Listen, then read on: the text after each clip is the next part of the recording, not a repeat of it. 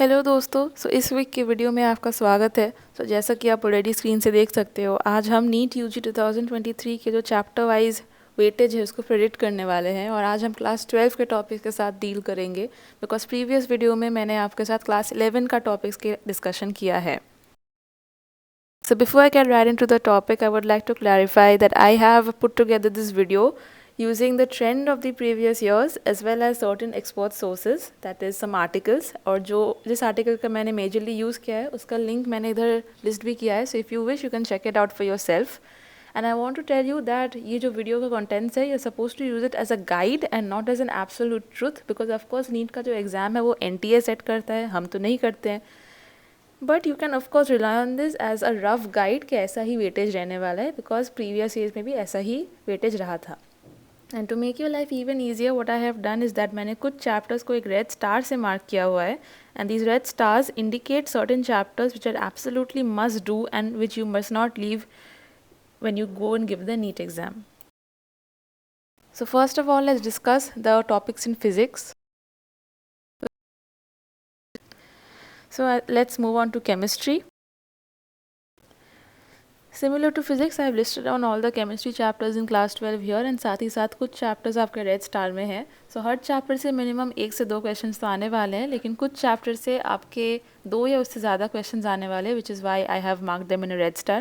So physical chemistry of class 12 से आपकी electrochemistry सबसे ज़्यादा important है और 2022 में electrochemistry quite scoring रहा है.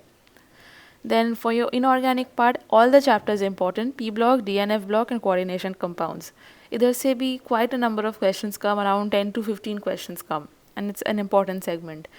Organic के segment में haloalkenes, haloarenes, alcohol phenols, ethers, aldehyde, ketone, carboxylic acids are very important equally and you must do all these chapters.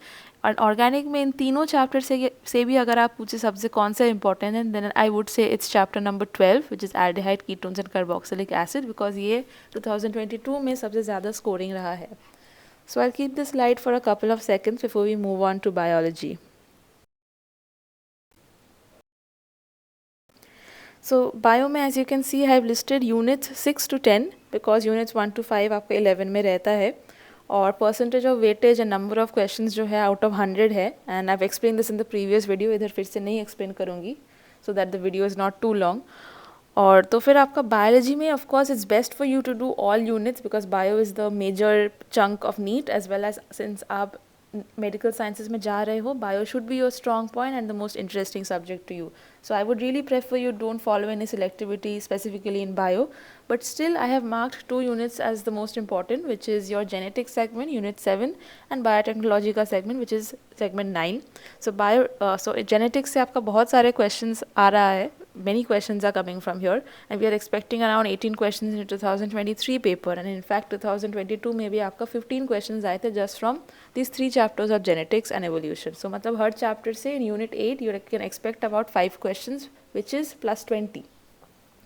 So अगर आप unit 8 का सब कुछ ठीक से आंसर कर सकते हैं you will get a plus 60. That's a big mark, right? फिर another इम्पॉर्टेंट सेगमेंट जो हम देख रहे हैं ट्रेंड्स में इस यूनिट 9 जो बायोटेक से है. सो ये बस 2 ही चैप्टर्स है लेकिन इन दोनों चैप्टर्स से मिलाकर आपका 7-8 तक क्वेश्चंस आ जाते हैं. 2022 के पेपर में भी आपके 8 क्वेश्चंस आए थे बायोटेक से which means 4 questions every chapter which is a plus 16 each and plus 32 total. Apart from that we have unit 6, 8 and 10 जिनमें से कम वेटेज एक्चुअली नहीं है.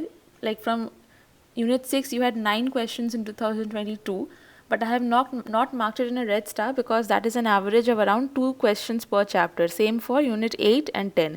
तो मैंने इन चैप्टरों को रेड स्टार से मार्क नहीं किया है बिकॉज बायोलॉजी का एवरेज जो नंबर है that is 2 chapters from every question. So every chapter से आपको 2 क्वेश्चन मिलने वाले हैं in biology since there are total of 100 question in the chapter. So that is the standard level. लेकिन some chapters are getting more than 2 questions, 3-4-5 questions आ रहे हैं किसी chapter से. So उन चैप्टर्स को मैंने रेड स्टार से मार्क किया हुआ है and 12 में those are units 8 and 9, 7 and 9. So just take it in before I move on to the next and the last slide.